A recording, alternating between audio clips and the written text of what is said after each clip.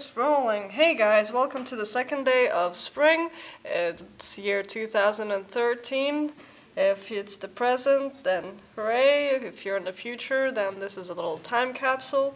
And I thought it was a great day to start a tutorial video, or start making tutorial videos. I've been putting them off for quite a while. I've been really wanting to share some practical knowledge about making art, but yeah, things happen and things get in the way. So let's get started. We're gonna do some watercoloring now. This is the beginner's tutorial, so we'll take it slow and go through a bunch of steps and what you need to know and need to have. The most important thing you need to have to do watercoloring is watercolors. Here we have Daler and Rowney. I actually just realized that most of my stuff is Daler and Rowney, even though I have not been planning to buy it all from the same brand, but it just so happened that I have it. Other brands are fine. I also have some White Knights from St. Petersburg here. Looks like this. These are also awesome watercolors, but whatever you have is probably fine if you're starting up. I also have a cheap set. Yeah, I have a lot of stuff. I don't even know what this one is, but it's a little bit less colorful, but it's also really nice to use. Then you need some water, obviously. I have a really nice cup here with some water, and like with most cups and most clothes, for that matter, if you have it around when you paint, then they all eventually become painting cups or painting clothes. So then you need brushes. The most important thing about a brush is it has to be soft, because then it will absorb some water and it's just nice. It's just nice against your skin. So have one of those, and of course you need paper. I have an A5, 160 grams. It looks like this,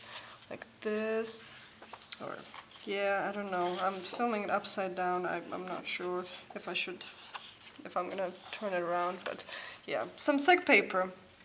Usually you can just ask for watercolor paper and then you'll get something thick and it'll be fine.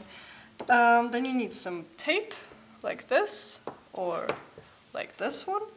And the reason you need tape is that you actually have to tape your paper down to something to keep it from curling up too much.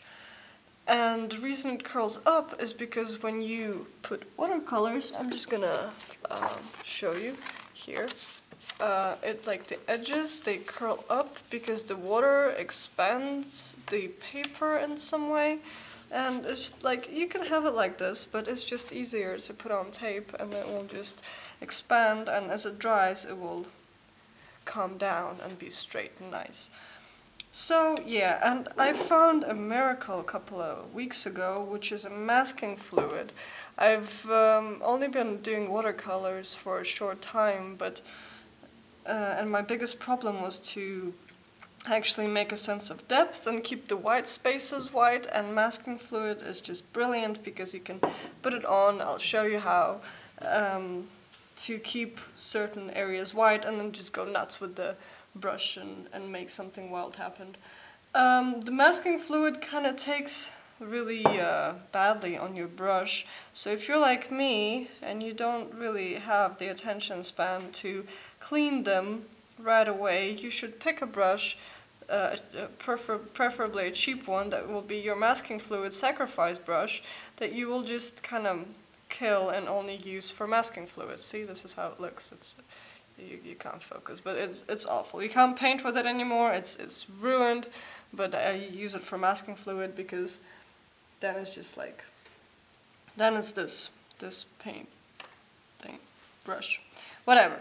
Let's get started, and today we will paint a little landscape, some trees, and make trees have sunlight fall on them and have like shadows and stuff, and make it kind of nice, hopefully. I don't know how it will turn out. If it turns out bad, maybe I won't put it up, but we'll start with the masking fluid. I really don't know which way to which way I should hold it, but let's go. It's also childproof, so it might take you a couple of tries to open it. You can see it's sort of just like yellow-white, and it smells awful. And you put your horrible brush in it. You actually don't have to do it. You can just go ahead and start painting, but I like making some spaces white, or leaving them white, and then sort of, it's like painting from a wrong end. You know, you start out with the darker parts, and then yeah, I'm just rambling, I don't know. Make some trees, some nice trees, just lines. I don't know if you can see it. It's just putting this fluid thickly, so we can take it off later and add some color there.